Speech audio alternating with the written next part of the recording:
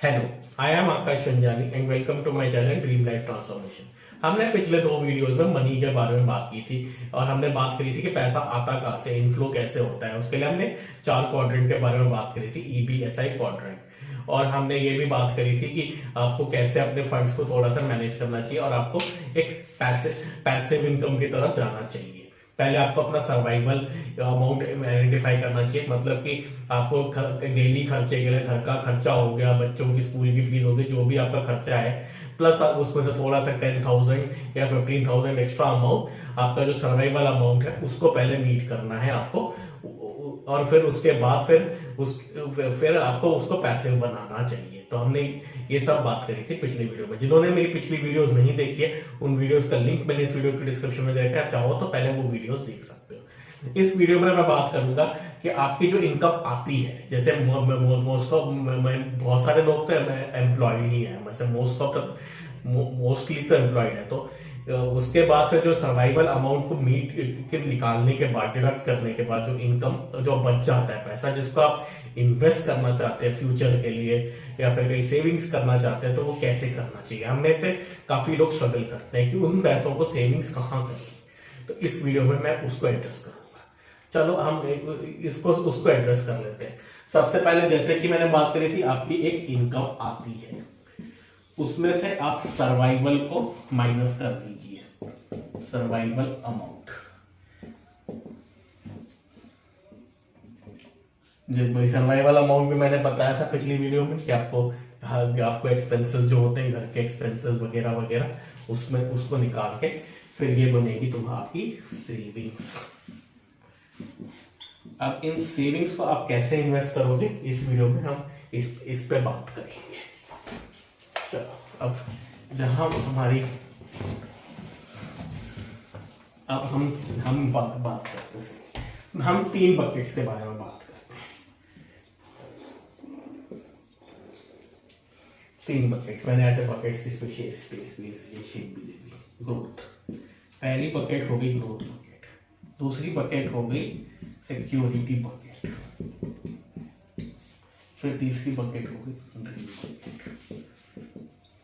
इन तीनों बकेट्स का मैं मीनिंग बता देता हूँ। ग्रोथ बकेट वो बकेट है जिसमें फंड्स ग्रो करते हैं, पर इसमें जैसे कि शेयर्स हो गए, इक्विटी म्यूचुअल फंड हो गए, मतलब ग्रोथ बहुत ज्यादा, उसमें ग्रोथ बहुत होती है और वो फंड्स ग्रो करते हैं। जैसे कि विद इन 2-3 ईयर्स पैसा उसमें डबल हो जाता है अगर आप सही से इन्वेस्ट करेंगे तो। जैसे शेयर्स हो गए और इक्विटी म्यूचुअल फंड हो गए, प्रॉपर्टी भी कुछ इसी में आ जाती है, तो वो डिपेंड करता है। तो अब वो ग्रोथ फंड हो गए। सिक्योरिटी फंड्स जैसे कि हो गए bonds, FD, savings bank account, जिसमें आपका फंड जो है, जितना पैसा आपने इन्वेस्ट कर रखा है वो सिक्योर रहता है और उसमें ग्रोथ जो होती है बहुत लिमिटेड होती है, बहुत कम ग्रोथ होती है, पर उसमें पैसा सिक्योर रहता है और उसमें थोड़ा सा आपको रिटर्न मिल जाता है। ड्रीम बकेट वो है जो जैसे आपके ड्रीम्स होते हैं, जैसे कि मैंने पिछली वीडियो में बात करी थी कि आपको एक बिजनेस सेटअप करने का या एंटरप्रेन्योर बनने का या इन्वेस्टर बनने के आपके कुछ ड्रीम्स होने चाहिए। और मैंने उससे पहले भी ड्रीम्स के बारे में आपकी बात कर रखी है, आप चाहे तो मेरी वो वीडियो देख सकते हैं, how to create goals in life, तो उसका भी लिंक मैंने इस वीडियो की डिस्क्रिप्शन में दे रखा है। तो वैसे जो आपकी ड्रीम्स होते हैं, जैसे कि मेरे को बहुत बड़ी गाड़ी चाहिए, मेरे को बड़ा घर चाहिए, तो ये उसके लिए बकेट हो गया कि उसके लिए भी आप हर पैसा जोड़ते रहेंगे धीरे धीरे करके। जैसे कहते हैं ना, बूंद बूंद से सागर बनता है, तो थोड़ा थोड़ा हर महीने उसमें से जो इतनी सेविंग्स है उसमें से थोड़ा बहुत निकाल के आप ड्रीम के लिए भी रख सकते हैं कि अपने ड्रीम्स को पूरे करने के लिए। तो ठीक है, अब हम एक बात करते हैं कि आपको कैसे मैनेज करना चाहिए। जितनी भी आपकी सेविंग्स आती है, उसका 10% आप ड्रीम बकेट में डाल दीजिए। ये फिक्स है, चाहे आपके किसी भी एज में हो, आपको 10% आपको ड्रीम बकेट में डाल देनी चाहिए। इससे मैटर नहीं करता है कि आपकी एज 20s में है या 30s में है या 40s में है, 10% आप ड्रीम्स में के बकेट में डाल सकते हैं। इवन अगर आप 60+ हैं तो भी आप ड्रीम के बकेट में डाल सकते हैं उसको। और वो ड्रीम्स आपके क्या होंगे उसमें, उस समय तो आपका ड्रीम्स वैसे अनलाइकली है कि आप ये वो सोचोगे कि मैं एक बड़ा घर बनाऊं। आपको कुछ वर्ल्ड टूर पे जाना हो सकता है या कुछ भी। जैसे जैसे बड़े होते रहोगे तो ड्रीम्स आपके थोड़े से छोटे हो जाएंगे, पर उसके लिए भी आप ड्रीम बकेट से यूज करोगे जब भी आपको कोई बाहर घूमने जाना होगा। बस ड्रीम्स चेंज होते रहते हैं, वरना हर एज में हमारे कुछ ना कुछ ड्रीम्स होते ही हैं, डिजायर्स होते ही हैं, हमें मारना नहीं चाहिए। तो चलो हमारा 10% जो गया वो ड्रीम बकेट में चला गया। बाकी फिर जो बचा, जैसे कि जो जो आपको इनकम आई उसमें से आपने पहले ही सर्वाइवल अमाउंट निकाल दिया जो आपको चाहिए अपने सर्वाइवल के लिए। उसके बाद फिर उसमें से 10% और निकाल के ड्रीम बकेट में आपने डाल दिया। उसके बाद फिर जितनी आपकी बची अमाउंट जो आपको और इन्वेस्ट करना चाहते हो वो आप ग्रोथ और सिक्योरिटी में डिवाइड करेंगे। ये डिपेंड करेगा कि आप किस एज ग्रुप में है। देख, मैं आपको पहले एक बात क्लियर करना चाहूंगा, मैं कोई फाइनेंशियल एडवाइजर नहीं हूं, ना मैं कोई म्यूचुअल फंड एडवाइजर हूं, ना मैं कोई फाइनेंस की ज्यादा नॉलेज है। मेरी एडवाइस तो आपको सीरियसली लें और अपना इन्वेस्ट करें। मतलब मैं ये डिस्क्लेमर पहले ही आपको क्लियर कर दूंगा। तो मैं अपनी नॉलेज के हिसाब से जैसा मुझे ठीक लगता है मैं आपको बता रहा हूँ। अगर आप मेरे से एग्री हैं तो ही आप मुझे फॉलो करिएगा। अगर कल को मेरी एडवाइस लेके आपको कुछ लॉस हो जाता है या कुछ गड़बड़ हो जाती है तो मुझे ब्लेम मत कीजिएगा। मैं आपको अपनी बस जो मुझे ठीक लगता है मैं आपको वो एक्सप्लेन कर रहा हूँ। अगर आपको कुछ एडवाइस अच्छी चाहिए, प्रोफेशनल एडवाइस चाहिए, तो आप किसी फाइनेंशियल एडवाइजर को कंसल्ट कीजिए। मेरा वो डोमेन नहीं है। मेरा डोमेन एक आपको ट्रेनिंग देना है, एक सही समझ देना है, सही गाइडेंस देनी है। मैं कोई फाइनेंशियल एडवाइजर नहीं, मैं अपने हिसाब से मैं आपको कुछ बातें बता रहा हूं जिसको आप चाहे तो आप फॉलो कर सकते हैं। डिपेंड्स कि आप कितना मुझे मानते हैं या कितना मुझे ट्रस्ट करते हैं। अगर आपकी एज 20 से लेकर 30 के बीच में है, मतलब आपने अभी जॉब करनी शुरू की है, बस आप कॉलेज से फ्रेश हैं, तो आप 90% अपना ग्रोथ में रखिए और 10% आप अमाउंट आप अपने सिक्योरिटी में रखिए। ऐसा क्योंकि अगर आप अभी फ्रेश आउट ऑफ कॉलेज हैं, आपने अभी जॉब करना शुरू किया, आप यंग हैं और आपकी शादी भी नहीं हुई है। मतलब जनरली लोगों की शादी 30s में होती है। अगर आपकी शादी हो गई है तो थोड़े इक्वेशन चेंज हो जाएंगे, फिर आप 30 से 40 के फॉलो कर सकते हैं। आपकी शादी तो आपके पेरेंट्स हैं आपका टेक केयर करने के लिए, कल को आपको कुछ हो जाता है तो आपकी जितनी सेविंग्स होगी वो आपके फ्यूचर के लिए होगी।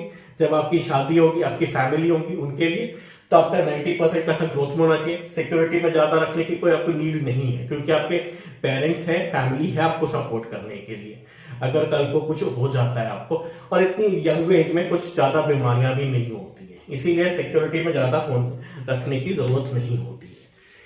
और अगर आपकी एज 30 से 40 के बीच में है तो इस एज में आपकी शादी हो चुकी है, आपकी कोई फैमिली है, तो आपको फिर 30% आप सिक्योरिटी में रखिए और 70% आप ग्रोथ में रखिए।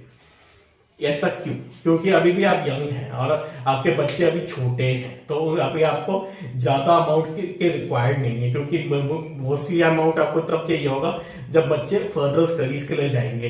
अगर आप इंडिया में हैं और बच्चों को अब्रॉड भेजना चाहते हैं पढ़ाई करने के लिए, तो आपको बहुत पैसा सेव करना पड़ेगा। तो आपको पैसा ग्रोथ में होना चाहिए, ना कि सिक्योरिटी में। अभी आपको बच्चों के स्कूल की फीस होगी वो भी एकदम नॉमिनल होगी। छोटी क्लासेस में वैसे भी कोई ज्यादा ट्यूशन की भी रिक्वायर्ड नहीं होती है, आप बच्चों को खुद भी पढ़ा सकते हैं।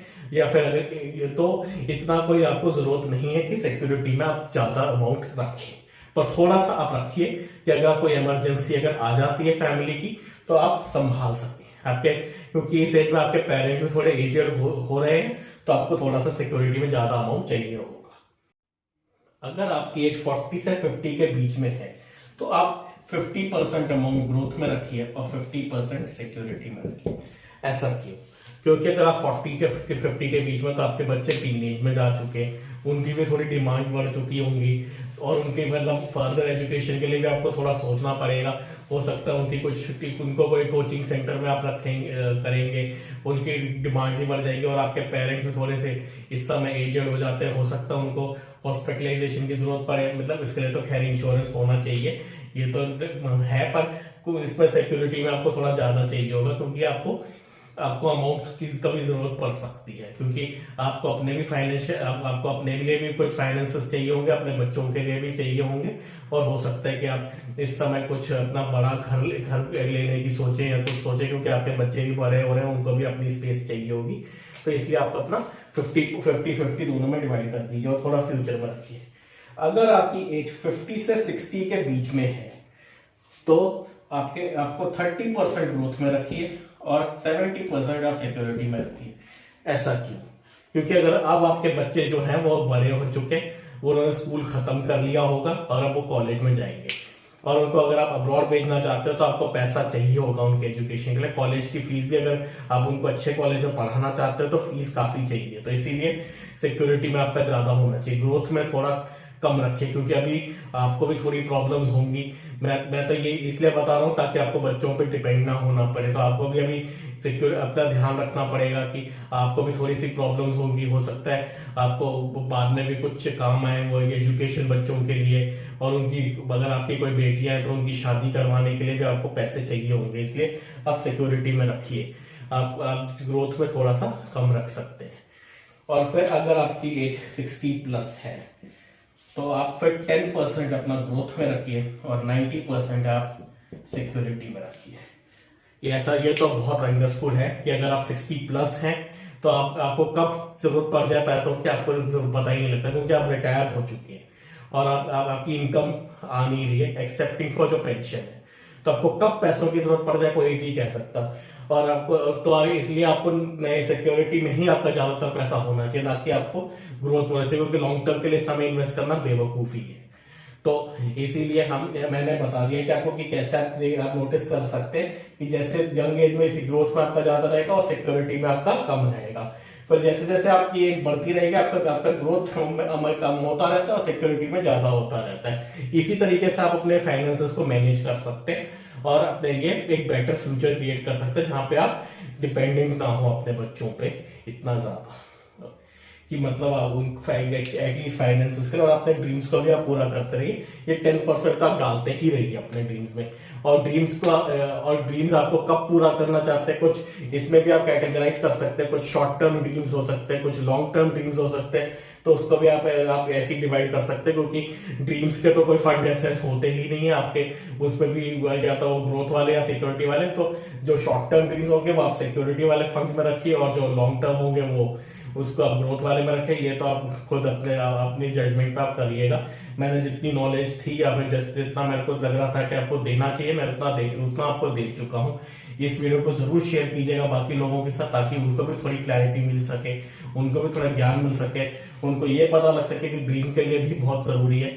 मेरे मोस्ट एम्फोसिस इसी पे है कि आपको ड्रीम्स भी आपके बहुत इंपॉर्टेंट है। मैं यही आपको कहना चाहूंगा, क्योंकि हम सब समझते हैं कि ड्रीम्स को हम अपना पीछे छोड़ देते हैं।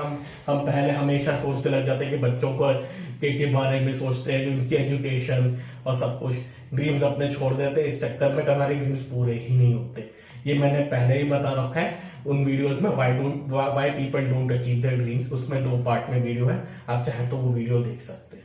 तो आप ड्रीम्स के 10% निकालते रहिएगा, ये आप याद रखिएगा। और इस वीडियो को जरूर शेयर कीजिएगा, इसको लाइक दीजिएगा और मेरे चैनल को सब्सक्राइब कर दीजिएगा, ताकि आने वाली वीडियोस आपको मिल सके और आपकी और हेल्प हो सके। तब तक के लिए